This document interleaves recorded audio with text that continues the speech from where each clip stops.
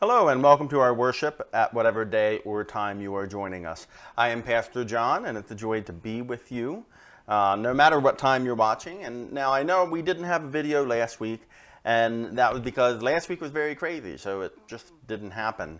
Which means you will be entering into our second sermon of our Stewardship Series. And it's only a 3-week series, so there's one other week coming up on it. And the point of the Stewardship Series, well, first off, is to increase stewardship for all of us, but also I wanted to connect us to our Methodist roots and history. So we're reflecting on one of John Wesley's sermons. And I'll bring that up more in the context of the sermon, but I encourage you to maybe get a hold of that and read that if you get a chance. I'd like to start with our scripture today. It's a very short reading. It comes from Proverbs chapter 21, verse 20, and I'm reading the NRSV version. Listen for the voice of God. Precious treasure remains in the house of the wise, but the fool devours it. Here ends the reading of God's word for the people of God. Thanks be to God. Sorry, I tripped over that. So for stewardship this year, as I mentioned, we're taking a closer look at one of Wesley's sermons. And that sermon is The Use of Money. That's the title of it. So you can find it online, free versions of it around. If you ask me and come to the church office, I can print one off, copy one off for you real quick. But the essence of this sermon breaks down into 3 principles. And I've talked about these principles in the past. The principles are earn all you can, save all you can, give all you can. And like I said, I really want to connect us to our Methodist roots. So I'm working us through actually Wesley's sermon. You're going to get a heavy amount of Wesley quotes directly from his section today on save all you can. We talked about give all you earn all you can last week. So when we talked about earning all we can, we learned that we shouldn't do it at the expense of our health, at the expense of our mental health, or at the expense of our neighbors. So for saving all we can, Wesley gets a little more pointed at you and I as individuals. And the points revolve more around what we are directly doing with our money. I do feel that we need to sift through Wesley's words a bit more to help us understand the context and understand how it might apply to us, because not everything, this sermon was written in the 1700s, so not everything comes across in an exact 1-to-1 ratio. So let's start with Wesley's words here. Do not throw the precious talent into the sea. Leave that folly to heathen philosophers. Do not throw it away in idle expenses, which is just the same as throwing it into the sea. Expend no part of it merely to gratify the desires of the flesh and the desires of the eyes or the pride of life. So here Wesley is laying out the 3 things that we're going to talk about. The 3 areas of concern: the desires of the flesh, desire of the eyes, or the pride of life. Now, this is very highfalutin language for us today. So as we go through, I hope you'll keep in mind how, when you see how I'm applying it, where those words come from. Especially since, his first concern is the desire of the flesh. And for many of us who grow up in the church world, what that sounds like is different than actually what he is talking about. Most of us hear that phrase and think of it in terms of sex. That's what we've been taught. But that's not what's going on here. So listen. Here's the next Wesley quote. Do not waste any part of so precious a talent merely in gratifying the desires of the flesh, in procuring the pleasures of sense of whatever kind, particularly in enlarging the pleasure of taste. In Wesley's day, there was a new liquor on the scene, and that was gin. Gin was cheap, it was readily available, and it was one of the primary ways that the working class were wasting their extra hard-earned income, or even their basic hard-earned income, on a fleeting pleasure. And Wesley was very outspoken about this, and one of the primary characteristics of early Methodist society was not wasting money on things like liquor. Wesley argues that if we begin to eat or drink fancier things, then we will continue to desire those things. Our appetite increases, it's never sated, And when I read this, one of my first fears was, great, now we're going to get an introduction into British cooking, which has a great reputation for being bland for that very reason. But I think really what Wesley's driving at here is, if you are having trouble paying your bills, do you really need that T-bone steak? So hear me, this is very contextual, meaning it really does depend on where you're at in life and what you are going through. If you can't make ends meet, if you can't afford expenses, one of the first areas that many of us are able to cut is in food. Now I say many of us, but by no means all of us. Some of us already eat on a very shoestring budget. But I want to give you two examples of how this may look, though. And I feel these are two kind of very different examples, but they're similar in their overall impact. So the first is, let's relate this to alcohol. I know some people who are very quick to complain about their finances. They complain about how expensive they are, how high their taxes are, how they can't afford to do things that they want to do. However, if you open their refrigerator, there is always beer in it. They go through a case a week, or at least they're buying a case a week. And the fridge is never empty of beer. So the average cost of a case of beer is approximately $20. So that's about $100 a month, a total of $1,200 a year. That's not even talking about the added expenditures of picking it up and all those other things. It can get very pricey very quick. So you chose to spend your money there. So let me give you another example that doesn't relate to alcohol, because I know not everybody drinks. Some people do, and that's a whole another topic of another day. But let me give you an example of food. So Katie and I, like many people our age, we have kids, we have lots of meetings. I'm sorry, my eye started itching. We have lots of meetings, things we got to run around for. And sometimes this means we run out of time to cook. And what do? That's right, fast food. The convenience meal of America, just go to a fast food joint. And obviously that's not the most healthy option. But I don't know if you've noticed, especially now, it's a very expensive option. The cost of fast food, for the cost of fast food now, often us as a family of 3 or 4, if Olivia's home, is the same cost as going to a restaurant and sitting down for a whole, better cooked, and often much healthier meal. Now, the cheaper, more effective option is to try to plan in our weekly meal planning contingency meals that can be made quickly and they might be cheaper. And so, for instance, tacos can also often be a cheaper meal for us. It's easy to have ground beef in the fridge, ready to go, and we know we're going to be late on Tuesday night because we have a meeting.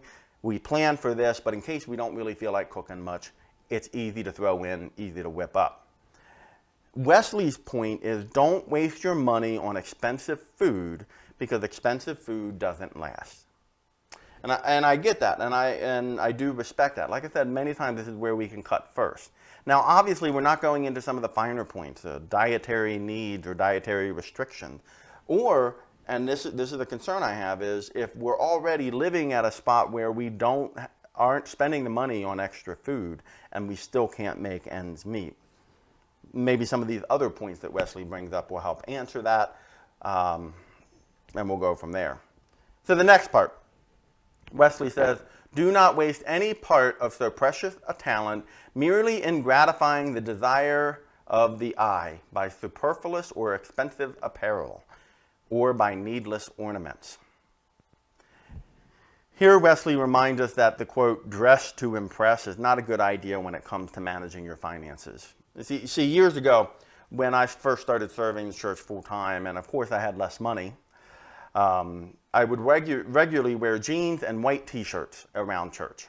Right? It was a pair of jeans, no holes or anything, but relatively cheap pair of jeans actually, and just nice plain white t-shirts. And there was 2 reasons for this. One is a pack of good, clean white t-shirts is cheap. It's less expensive than buying printed t-shirts of various kinds and all that type of thing. The second was, if I needed to dress nicer, a white t-shirt would always work. You can always throw that under a polo shirt, a clergy shirt, a button-up shirt, and you didn't have to worry about matching. I certainly wasn't at the point I am now where I don't necessarily care if I'm color matching. It's just become part of who I am to have fun with that. My mismatched charm, I guess. Anyway. But I was actually criticized about this by a few people at the church that I was serving at the time. I was printed because I wasn't wearing printed t-shirts and I wasn't being more up in fashion besides t-shirts and pants. So staying up with current fashion trends takes money that most of us don't have to impress people that really don't matter. I know that many of you are retired that I'm addressing, and you've seen fashion come and go. So you've probably learned this lesson well already. But an added part of this lesson is buying good items that last and can be used again and again. I know some of you have expressed this to me, that that's what you do when you buy clothes or shoes or cars or anything like that. Unknowingly, you have ascribed to something called the Boots theory of economics. The Boots theory of economics was developed by one of my favorite authors, Terry Pratchett. In one of his books in the Discworld series, and Terry Pratchett is a fantasy author, he theorizes that people in poverty have to buy cheap and subpar products that need to be replaced repeatedly, proving more expensive items in the long run can be less expensive. Okay? So this is the idea that if you buy one pair of boots, and I'm just going to make up numbers here, and that pair of boots costs $100 and lasts for 6 years. But you can't afford $100 right now, so instead you buy a cheap pair of boots for $30. But those boots wear out in about every 2 years. So at the end of the 6-year time frame, you have spent, what, $30 more than if you would have bought the more expensive boots. This is kind of the idea that it's a way that we end up economically punishing people who are poorer. It's kind of a poor tax for just existing. You can't buy the well-made stuff that is going to last you. So it also means, because you have to repeatedly buy boots, you can't put money into saving to buy the boots. So Wesley makes it clear that the motivation of what he's talking about is the point. If you're motivated, if you're buying things motivated to impress others, or we might talk about keeping up with the Joneses, you shouldn't be doing that. You're essentially wasting money on extras that you don't have the money for. Now, our final point for today's message is from Wesley, is this Wesley quote: "Why should you throw away money upon your children any more than upon yourself, in delicate food, in gay or costly apparel, in superfluities of any kind?" That's a difficult word for me to say. So now let's be honest, this phrase is certainly hard to swallow.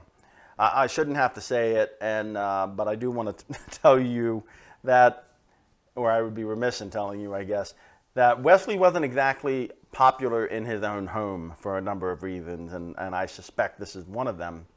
The core of what Wesley is communicating here is that kids eat anything and they grow fast.